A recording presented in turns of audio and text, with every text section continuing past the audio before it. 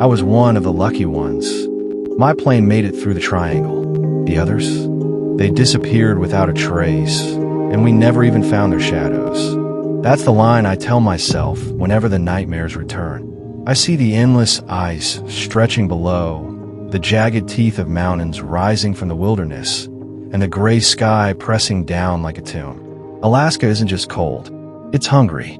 And back then, in the 1940s, when the U.S. military sent squadrons north to patrol the Arctic skies, we didn't know how hungry it really was. The first time I heard about a disappearance, I thought it was just another rumor pilots passed around. Every base has its stories. Planes vanishing in storms, crews lost to mechanical failure, ships swallowed by the sea. But Alaska was different. The men didn't joke about it. They whispered. They said the land itself took them. They called it the Triangle. It started with small talk in the mess hall. AB 24 Liberator, gone without a trace. No crash site, no distress call. The officers told us it was weather, that the pilots miscalculated fuel, maybe drifted off course. But the older men shook their heads. It's not the Soviets. One sergeant muttered to me when the brass weren't listening. It's this place. Alaska eats men alive. I brushed it off at first, until it started happening again. By 1945, entire squadrons had vanished. 10, sometimes 15 men at a time. Planes would leave Elmendorf Air Force Base on clear mornings, routine flights, nothing out of the ordinary. They'd radio in once, maybe twice, before silence. We'd scramble search crews, even ground patrols when weather allowed. Nothing. Not a scrap of metal, not an oil slick, not a body. Just wilderness, unbroken and merciless. The missions that followed took on a different weight. You could feel it in the cockpit before takeoff, in the way men lit their cigarettes like they might be their last, in the hollow stares across the hangar floor. I was young then, cocky enough to think I was invincible. But each time the static hissed louder in my headset, each time I lost sight of a wingman in the fog, my stomach dropped like I'd already died. One flight, winter of '47, still burns in my memory. The cold that day was bone deep, the kind that makes steel groan and glass frost from the inside. We were running a routine Arctic patrol. For planes in formation, nothing unusual.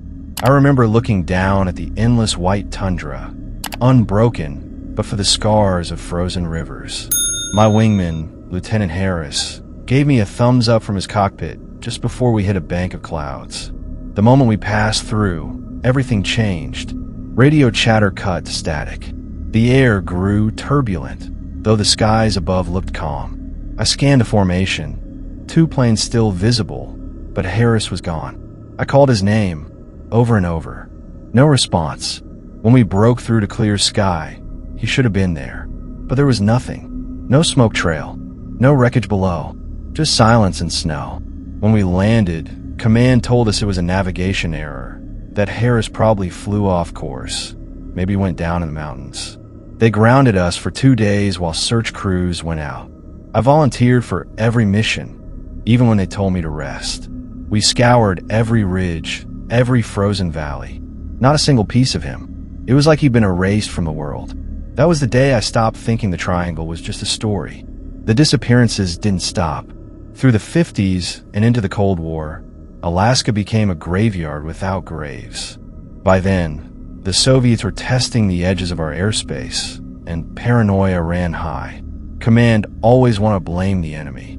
Easier than admitting we were losing men to something we couldn't understand. But we knew.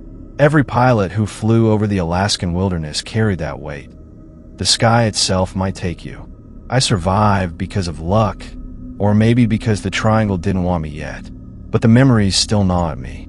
I remember the haunted eyes of the men who returned, whispering about strange lights dancing in the sky, instruments spinning out of control, compasses pointing nowhere. Some swore they heard voices in the static. Others claimed they saw ghostly silhouettes of planes flying beside them, only to vanish in a blink. Official reports buried those details, but among ourselves we talked, and the stories all sounded too alike to be coincidence.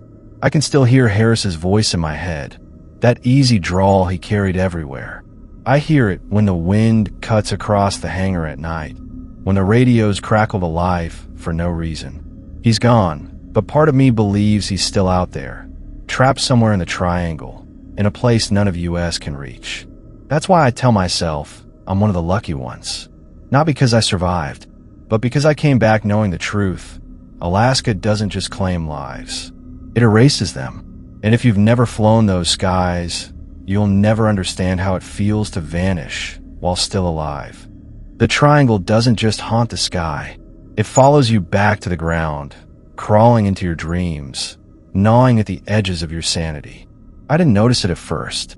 After Harris disappeared, I told myself I was fine. I went on patrols. I laughed when the others laughed. I drank when the others drank.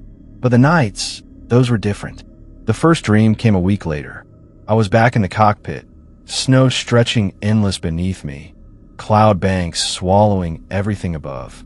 My instrument spun out of control, dials circling madly, the compass needle jerking back and forth like it was possessed. And in the dream, I heard Harris on the radio.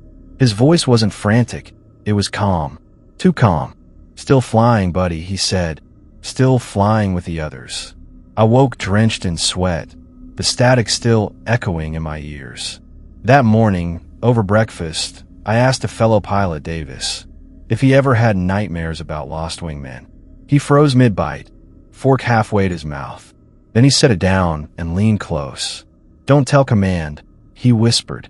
"But yeah, Harris isn't the first voice I've heard in my dreams." He rattled off names. Men I knew. Men who vanished months earlier. And the thing that chilled me most, every pilot who had lost a wingman claimed to hear them after. Calm. Too calm. We started calling it the echo. The higher-ups dismissed it as stress, combat nerves, Cold War paranoia. They told us to get rest, to stay sharp. But how do you stay sharp when the dead are whispering in your head? When the men you buried in silence seem closer than the ones still alive? By 1952, disappearances had doubled. One winter, a C-124 Globemaster, massive, for engines, 52 men aboard, vanished en route to Anchorage. 52. Just like that. The official search was relentless. Hundreds of men combed through snow and ice. For weeks, nothing. Then a fragment turned up in the Yukon. Just a scrap of metal. No bodies. No explanation. Some pilots refused to fly. They didn't care about court-martials or dishonorable discharges. They said the sky was cursed. Command rotated in replacements, but replacements vanished too. One night, Davis pulled me aside in the hangar. The lights buzzed overhead, flickering against the frost on the steel walls. He held up a compass, its needle twitching violently, though we were nowhere near magnetic interference. His hand trembled. "It's not weather," he said.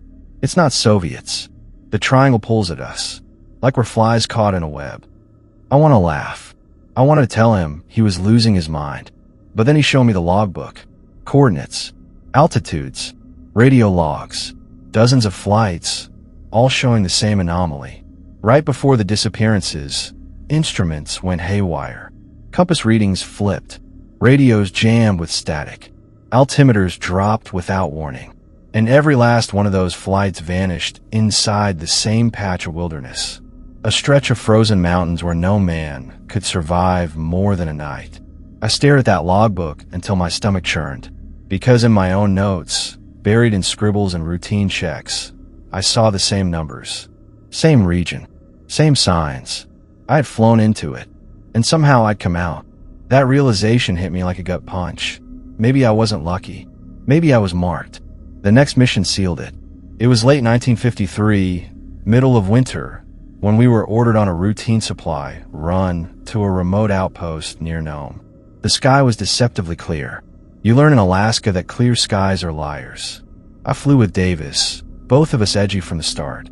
The cold snapped at the fuselage, each gust rattling the steel like bones in a coffin. Halfway there, the static began. A low hiss in the headset, creeping into every channel. I adjusted dials, tapped the panel, nothing. Then, beneath the hiss, I heard it. Still flying. My blood ran cold. I turned to Davis, but he was pale, eyes wide, frozen in place. His headset was alive with the same voice. And it wasn't just Harrison anymore. It was more of them. Layered voices. Men we'd lost over the years. Calm. Too calm. We dropped altitude, searching for stability, but the compass spun like a wheel of fortune, needles jerking erratically. The altimeter dipped, rose, dipped again. My stomach flipped with every jolt. Davis was gripping the controls, so hard his knuckles looked bone-white. Then came the lights. At first, I thought it was the aurora borealis. Strange bands of green shimmering across the horizon. But these weren't above. They were around us. Orbs of light, circling the plane, weaving in and out of the clouds like predators. They glowed white-hot, pulsing with every crackle of static. One swept close to my window, and for a split second, I saw a reflection. Not mine, not human, just two dark hollows like eyes staring back. The radio shrieked, every dial peaking into chaos. And then, nothing. Silence. I thought that was the end. I thought we'd vanish like Harris, like the Globemaster, like the others. But just as quickly as it came, it stopped. The lights drifted away. The instruments steadied. The compass returned north. And then we were alone again. The frozen wilderness stretching endlessly beneath us, as though nothing had happened.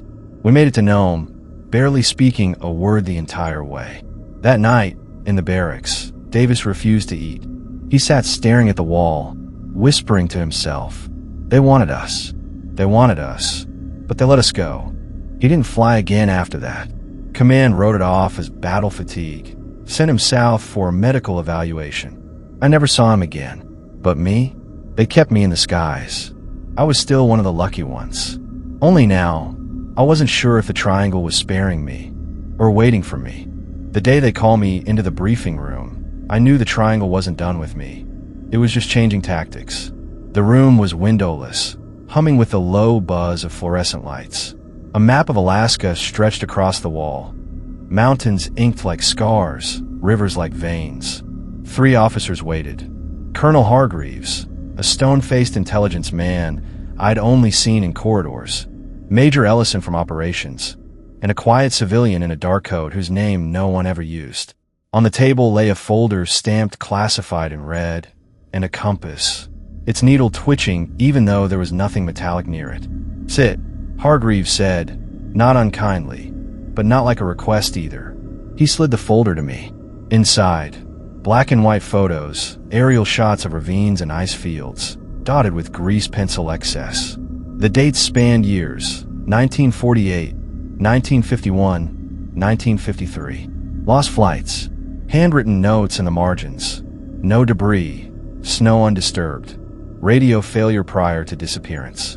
Then a newer photo, taken 2 days earlier. A narrow valley between walls of blue ice, wind carved into polished glass. Near the lip of a crevasse, a dark smear interrupted the white. Not wreckage, a shadow. "We caught a blip," Ellison said. Radar picked up a return on an old distress frequency, one that's been silent since '49. The civilian's voice was a steady whisper, a frequency associated with Lieutenant Harris's squadron. I felt my breath lodge in my throat. "Harris is dead." Hargreaves lifted the twitching compass. "Dead men don't key mics, Lieutenant. They wanted a small team to fly out, put boots on the ice, find the source of the signal, and bring back whatever they could. No publicity, no chatter. If we found a crash plane, we were to secure the site and report only to the colonel. If we found nothing, we were to say we found nothing. And if the triangle finds us," I asked. The civilian smiled without showing teeth. "Then perhaps it will show us what it showed your friend." We launched at dawn. I flew second seat in a modified C-47 fitted for cold weather operations. Extra fuel, survival gear, radio repeaters. Our pilot, Captain Monroe, had the calm eyes of a man who'd seen enough storms to stop fearing the first cloud. 2 pararescue jumpers sat strapped in behind us, checking their ropes and ice axes with the quiet ritual of men who understood how thin the line could be. A radio operator named Finch handled the new equipment, a tangle of wires and dials that listened the way owls do, patiently, hungrily. The sky was steel, the air knifing through every seam. We flew north by northeast, Tracing the radials, Finch called out, the signal pulsing like a distant heartbeat. Sometimes it was strong, sometimes it faded to nothing. Then it would surge again, as if whoever was sending it had turned to face us, then away. Still flying. Finch muttered once, staring into the static like it held letters only he could see. We crossed into the valley by midday, mountains rising like walls on either side, their faces slick with ancient ice. Wind funneled through the corridor with a voice, low, continuous, not unlike a radio hiss. As we descended, the sound in our headsets changed. It wasn't just static. It was layered, like whispers under a blanket. Finch adjusted the squelch, trying to peel the noise back without letting a howl. Say again, Monroe asked. Finch's hand froze over the dial. That wasn't me. The whisper came again, faint, almost not language at all. Then a shape, a cadence I knew before my brain caught it. LF. I locked my jaw so hard my teeth throbbed. Eris. No one answered. The valley floor unrolled beneath us. Wind-swept drifts, polished plates of ice. A single black seemed like a mouth. The crevasse from the photo. Monroe circled once, twice, then set us down on skis with a long hiss. The planes settled into the white like a ship taking a quiet berth. The cold hit as soon as the door opened, alive and crawling, trying to find ways inside our gear. We roped up, the five of us, and moved toward the crevasse with the careful, deliberate pace of men crossing a minefield. The smear from the photo wasn't a shadow. It was metal, just a sliver, a riveted panel canted up through the ice like a fin. It was too clean. No scorch marks, no tearing, as if the ice had grown around it instead of swallowing it. The nearer we got, the louder the radio became. Not words. Not quite. Bursts of sound that felt like breath.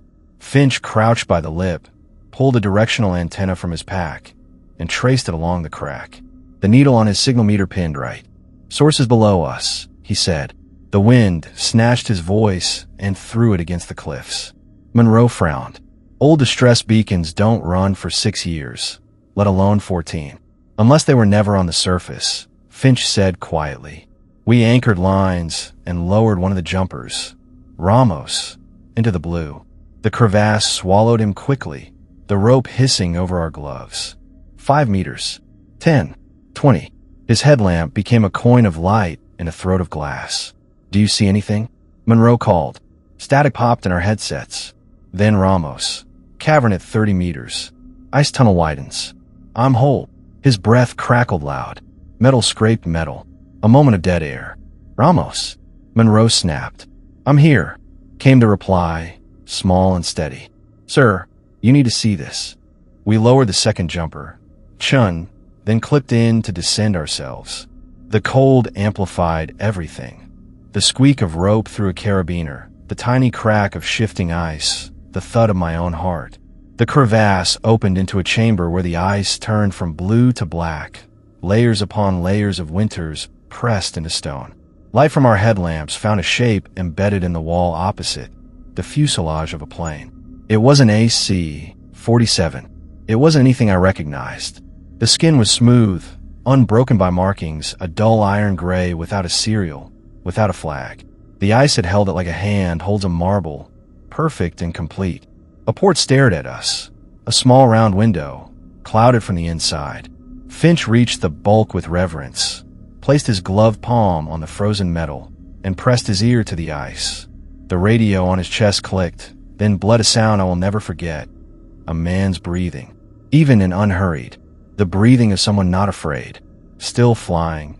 A voice said, not through the cave, but directly into our headsets. Calm, too calm.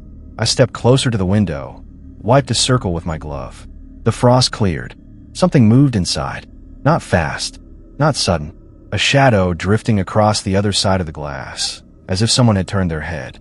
Ramos flinched backward, his boots skidding on ice. Jesus Mary, there's someone in there. That's impossible, Monroe said, but the words sounded small and breakable in the dark. The civilian's instructions came back to me. What to do if we found a crash, what to secure, what to report. They had not prepared us for this. Chun tested the metal with his axe. No give. The hull wasn't frozen into the ice. It was part of it, welded by pressure and time into a single thing. Finch's meter kept screaming. The distress signal saturated everything. Not a beacon, a loop, a transmission that never ended. Is this Harris's frequency? I asked. Finch swallowed. It's the pattern, he said. Not the exact code. Like a copy of a copy. We tried to photograph the markings that weren't there, sketch the profile that made no sense. Our breath fogged and froze on our eyelashes. The chamber moaned as the wind above pressed down, the glacier shifting like a sleeping beast. Monroe had us mark our anchor points, run the lines twice.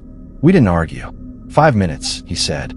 We take what data we can, plant the repeater, and exfil.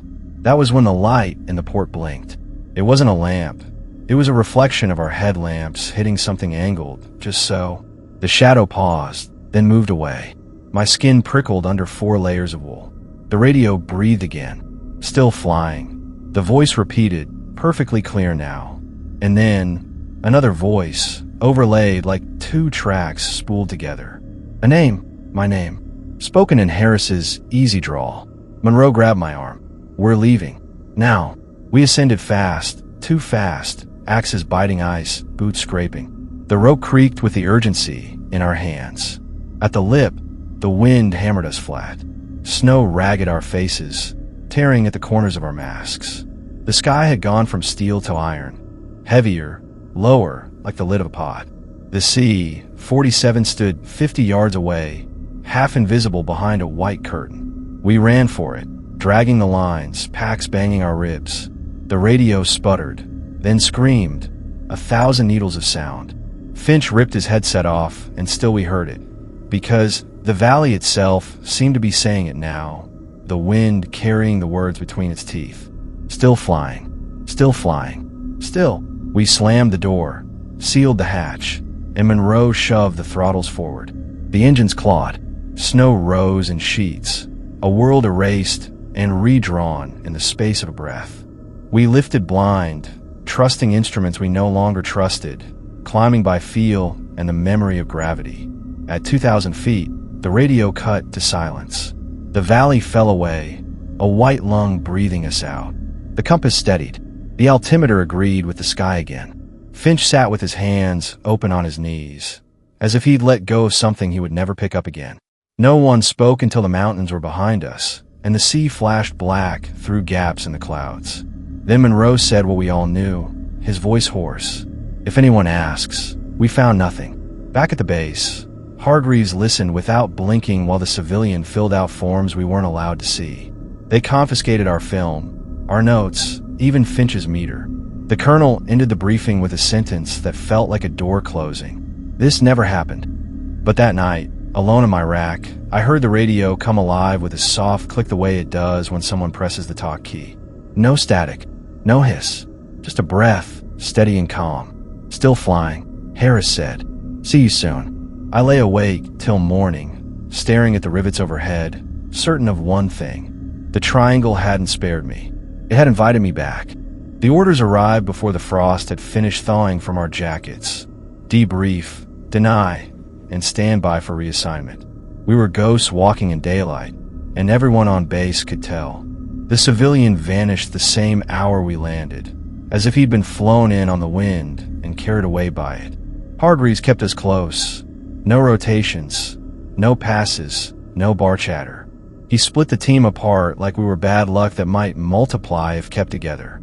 Finch was sent to comms maintenance, Monroe to flight planning, Ramos and Chun to the medical wing for evaluation. I was left in limbo, a pilot without a cockpit, a man who kept glancing at radios to see if they'd breathe on their own. The base changed, or maybe I'd finally learned how to look at it. Every corridor hummed like a tuning fork.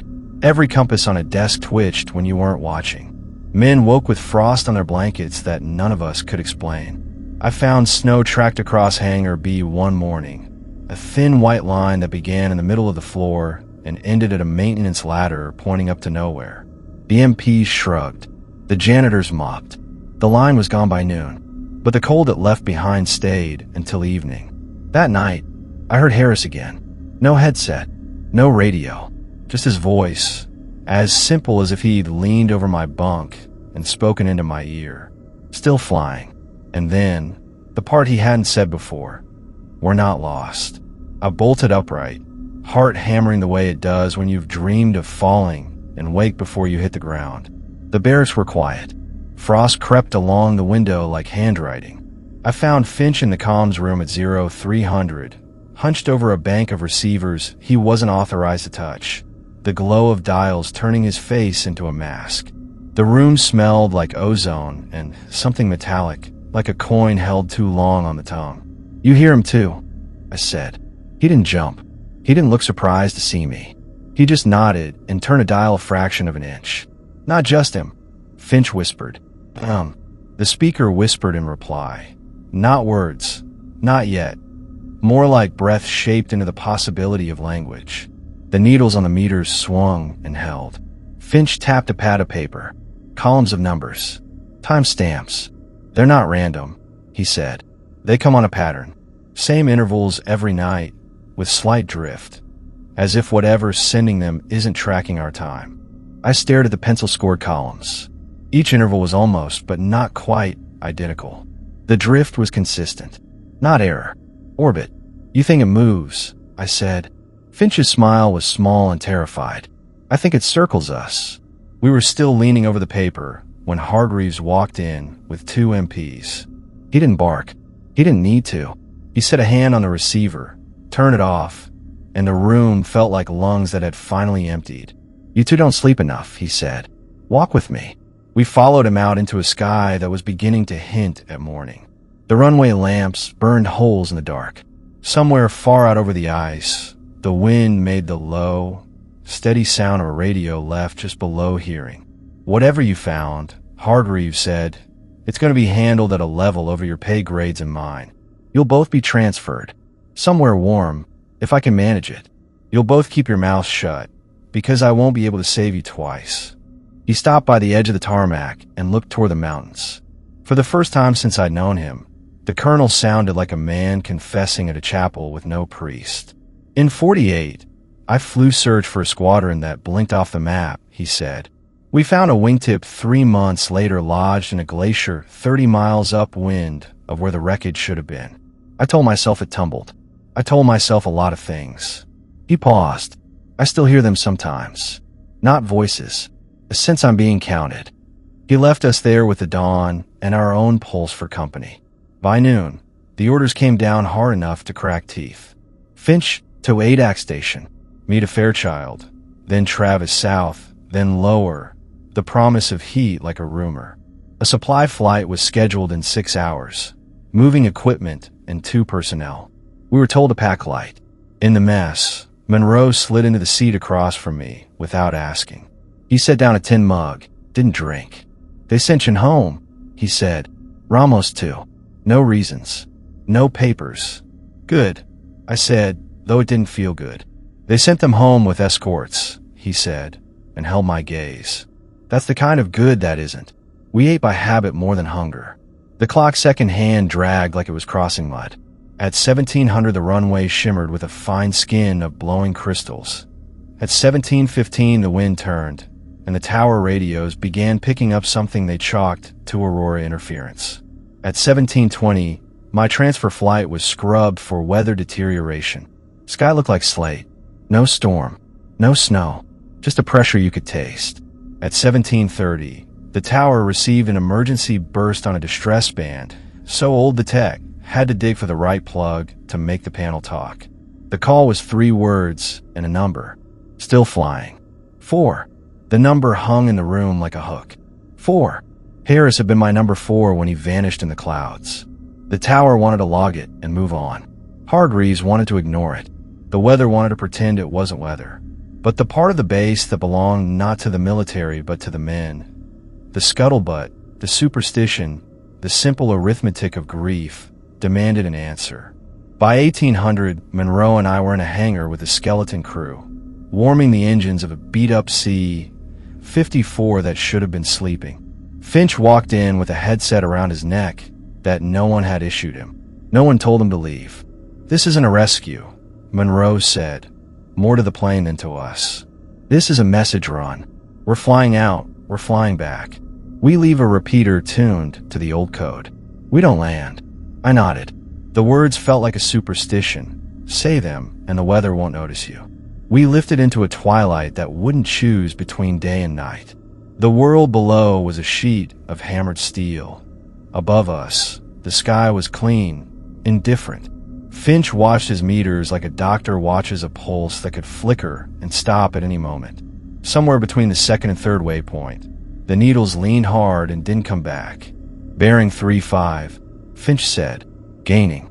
Monroe banked, steady, patient, as if turning too quickly might offend the air itself. The static rose, not loud, but deep, as if the silence between stations had developed weight. I realized my hand was on the dash, palm flat, like I was trying to feel the sky through aluminum. Lights appeared, not ahead, below. 4 of them, in a loose diamond over the empty plains, far from any station, moving at a speed that made their stillness seem impossible.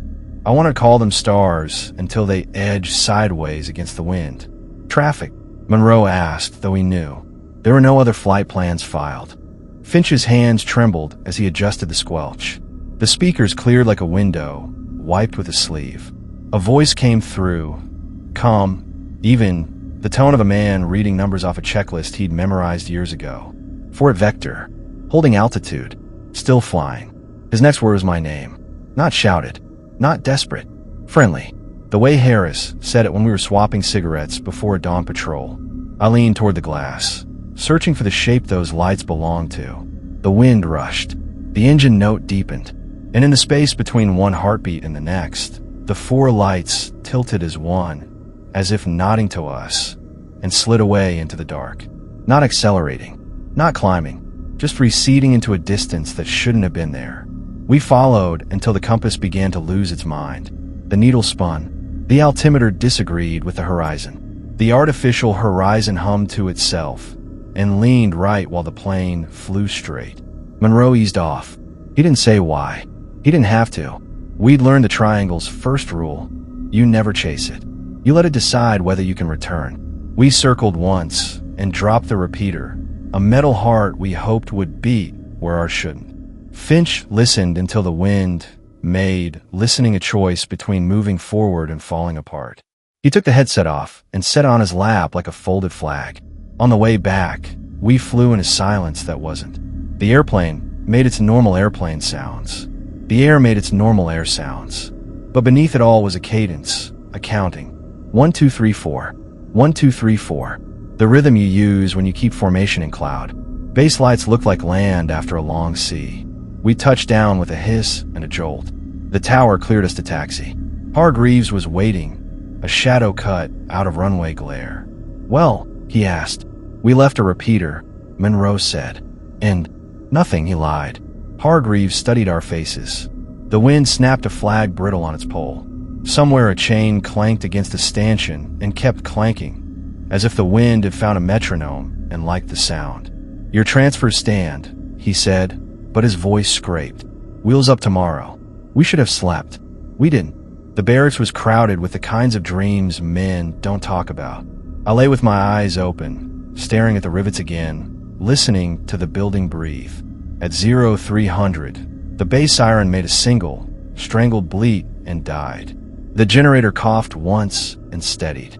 In the second after the sound cut out, I heard the whisper with no help from metal or wire.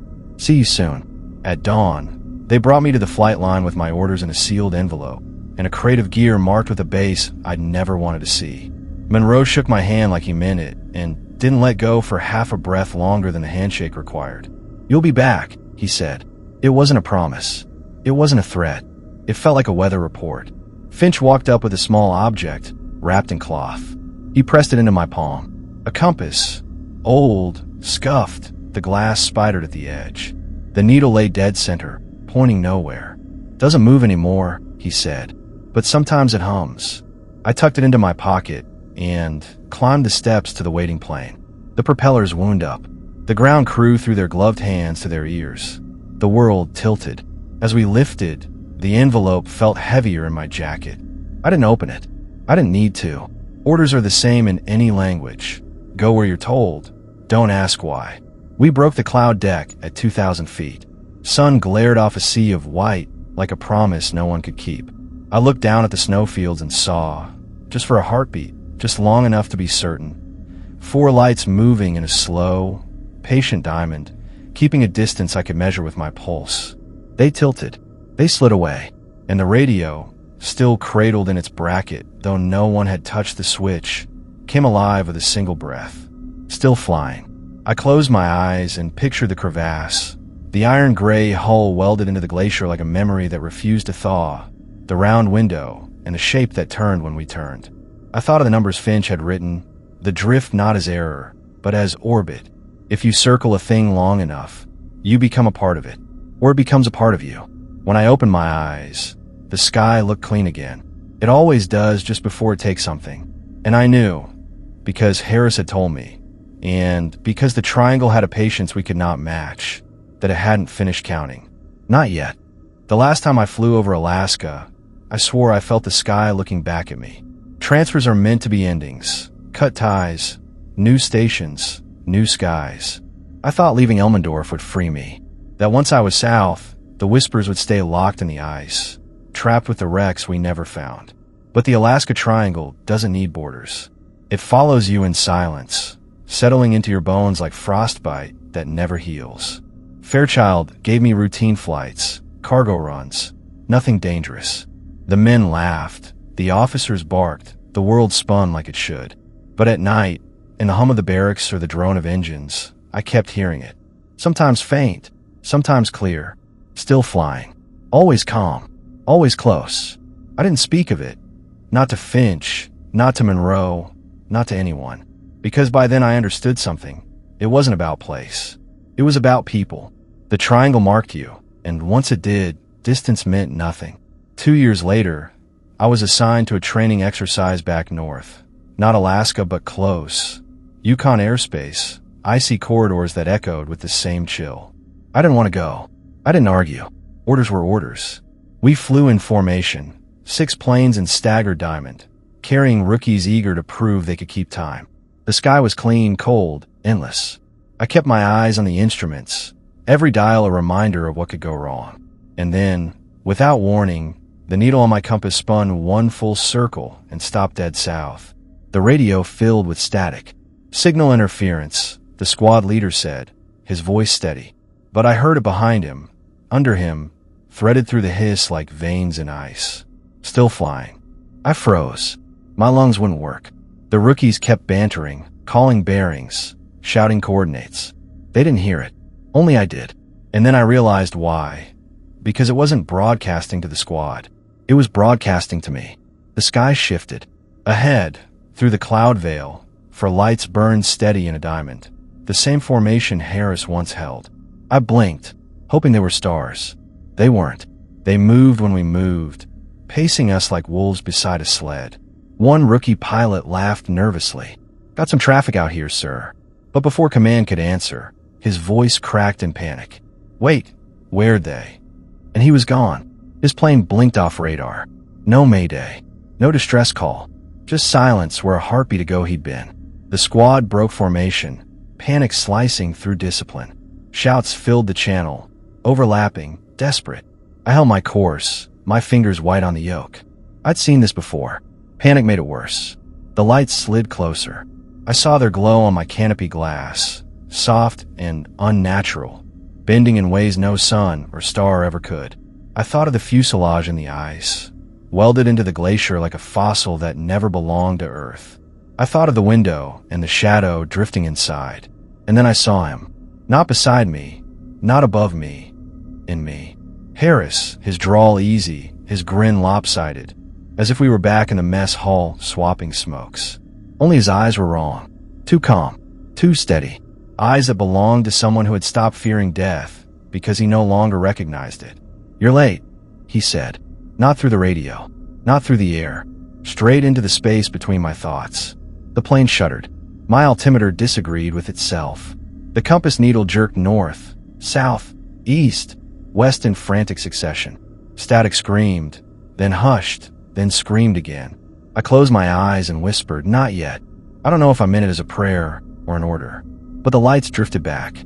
They receded into the storm, fading until the sky swallowed them whole. The rookie was never found. His family got a telegram. The rest of us wrote reports full of weather anomalies and mechanical failure. Command nodded, stamped the files, and locked them away. I kept flying after that, but never the same. Every mission was half routine, half waiting for the lights to return. Every cloud bank looked like a door I might not come back through. And every time I touched the compass Finch had given me, I felt it hum, quiet, steady, like a heartbeat that wasn't mine. Years passed. The Cold War cooled. Bases shifted. Faces changed. But the Alaska Triangle never loosened its grip. It didn't need to. It had time. More time than I can imagine. Now I sit with these words, older than the rookies I once trained, older than Harris was when he vanished. The world calls the disappearances accidents, mysteries, tragedies. I call them invitations. The Triangle doesn't steal. It collects. It gathers crews, squadrons, voices, until the sky itself hums with their echo. And one day, it will collect me too. When I close my eyes at night, I hear them clearer than ever. Harris, Davis, Ramos, Chun, their voices braided together, calm, too calm, flying their endless formation. Still flying. They aren't lost. They're waiting. And the truth that chills me more than the cold ever did is this. Part of me wants to join them. Because once the triangle marks you, you stop belonging to the ground. You belong to the sky, and the sky never forgets.